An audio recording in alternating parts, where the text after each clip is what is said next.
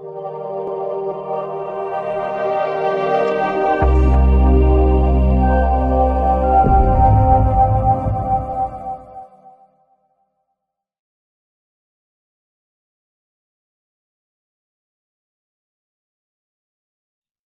you very much, Nigel.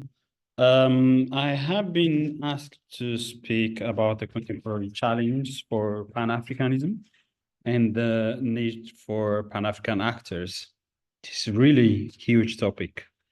It's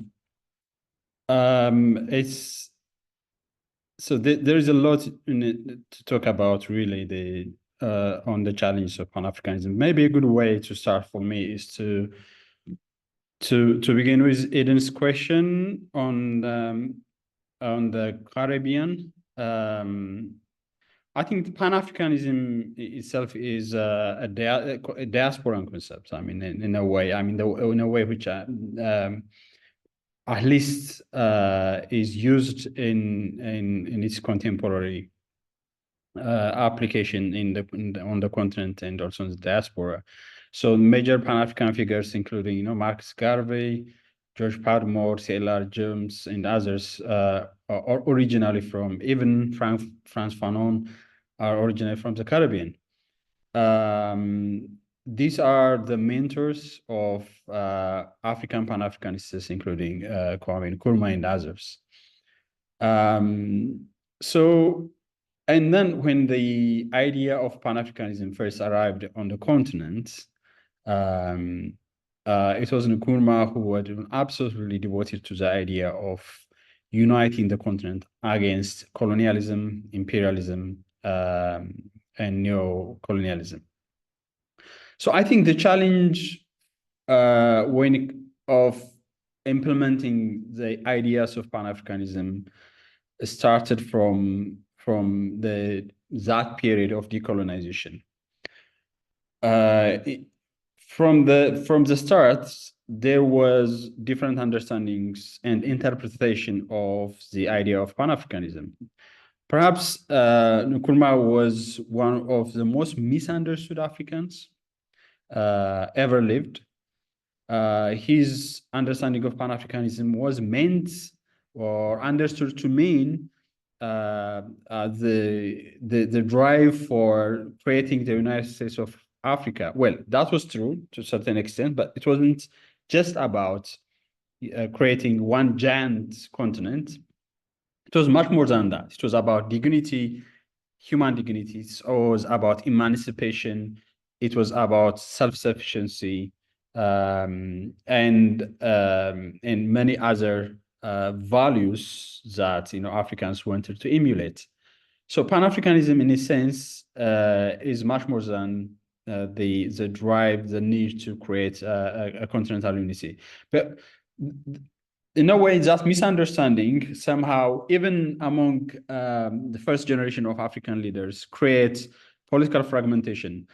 There were political leaders who were very much devoted to the old ideas created by the colonialists, rather than opting for a much more radical agenda for the emancipation of the continent. So the way I understand Pan-Africanism, the challenge of Pan-Africanism,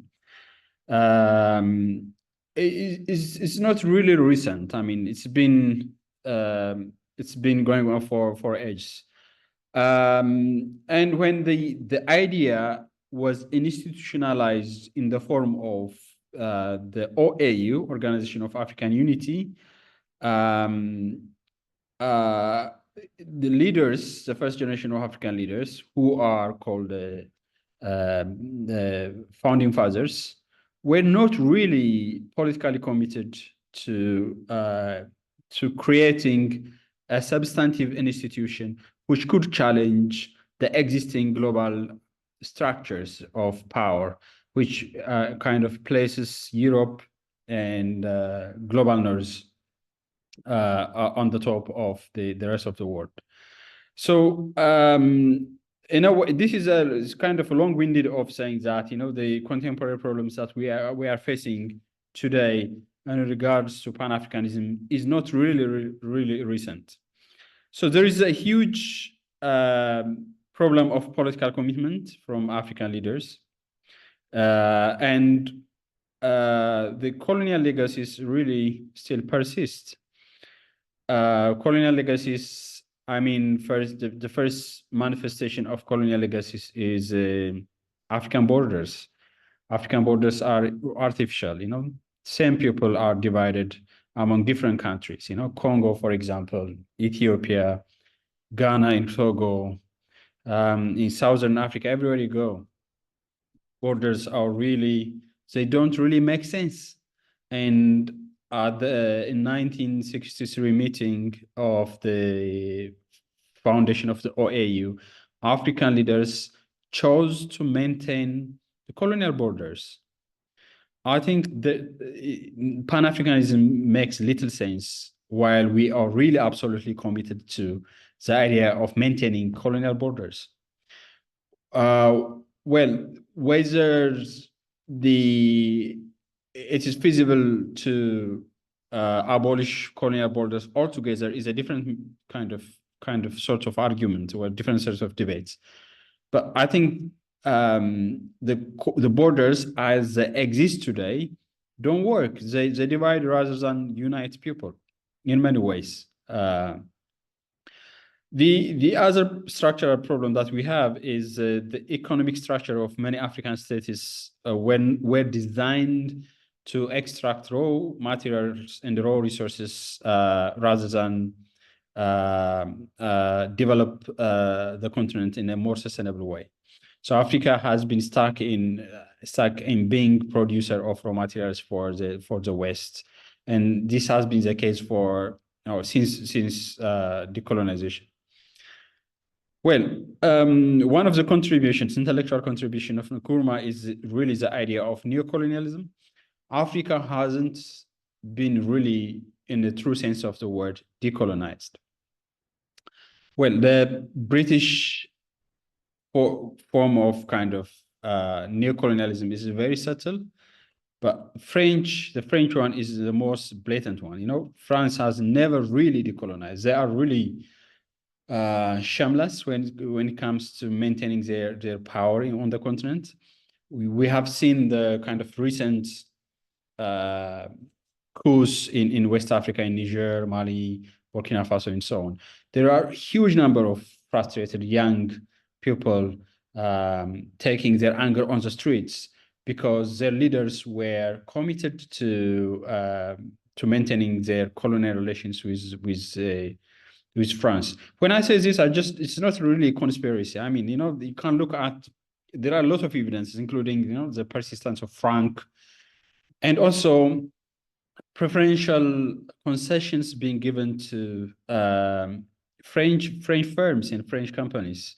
And some of the French companies really pay tax in Paris, in France, rather than in Africa. And some of our own African leaders, including Paul Biya of Cameroon, they literally live in Europe. He lives in Switzerland, so he kind of governs his country from distance. So the other challenge that we have is a persistence of neocolonialism. Nkrumah had warned the continent, African leaders, but no one really listened at the time, and we are still not listening, especially in some parts of the continent. The other challenge that we have is the persistence of weak institutions and lack of integration efforts. When the Rwandan genocide happened in 1994, April 1994, this is 30 years, one of the commitments that African governments made was to transform the OAU and change this old idea of maintaining sovereignty being the basic principle for the interstate relation between African countries. And that kind of precipitated the idea of transforming the OAU to the AU. And strengthening the institutional capacity of the African Union, creating mechanisms, procedures that would ensure that African governments would be accountable for African citizens. and also broadening out the remit of the African Union, which includes making the diaspora as the sixth region of the continent, and so. Well, there was much hope when that transition happened, and then after that, there isn't much change really. I mean, so the institution is still weak. Much of its budget is covered by the European Union. Much of its political agenda policies are imposed externally. If you, for example, a very good example of a way in which the African Union operates is to look at its policy on migration. Migration is not really much of a problem from African point of view. It's really a problem for Europeans. They want to stymie African migrants crossing the Mediterranean and coming to Europe. So they now then they promised quite a huge amount of money to the African Union, and they literally forced the African Union for migration to be on top of the political agenda for the African Union. Not only the African Union, but also its member states. So the other problem that we have is really, I mean, the way I see it is that the African Union, if you have got the chance to go there, speak to people who are working within the African Union, they don't really understand the history of Pan-Africanism, really, and the essence of it. I mean, the challenge that we have at the moment in the contemporary world, we cannot really Nigeria, for example, as a country, cannot overcome its problems alone. Or South Africa cannot overcome its problems alone, or for that matter, any African country cannot overcome their problems alone. The nature of problems that we have on the continent are interrelated, whether it is climate change, whether underdevelopment, whether it's external influence, whether it's insecurity. Really, we need to come together, stand together, and fight back as Africans. So when you kind of apply this old idea of Pan-Africanism to contemporary problems, it means that we need to respond to the challenge of the times. As long as I am the fan of maintaining tradition, but also we need to adopt, we need to respond to contemporary issues. We need to stand together. I mean, all the problems has never gone away. I mean, racism, everywhere we are as Africans, this is a problem which we face on day-to-day basis. But structurally, there are quite a lot of problems that Africans, Caribbeans, people of African descent everywhere, in the Middle East, for instance, face. So I think there is a huge misunderstanding, and I think that's why we need to have courses like this, so that we have critical consciousness, and that's exactly what a module or a course on Pan-Africanism does. It awakens our consciousness. It's our consciousness in a sense that we need to be aware of our status in global politics, who we are, and the basic ideas and ambitions of Pan-Africanism, which is about political emancipation, economic emancipation. It's about social justice and human dignity should be a very center of our institutions and our politics and so on. So I think if I sound like incoherent, apologies, because I've been given a huge topic, and I hope to see you, all of you, hopefully in the class in the coming few months. Yeah, thank you very much.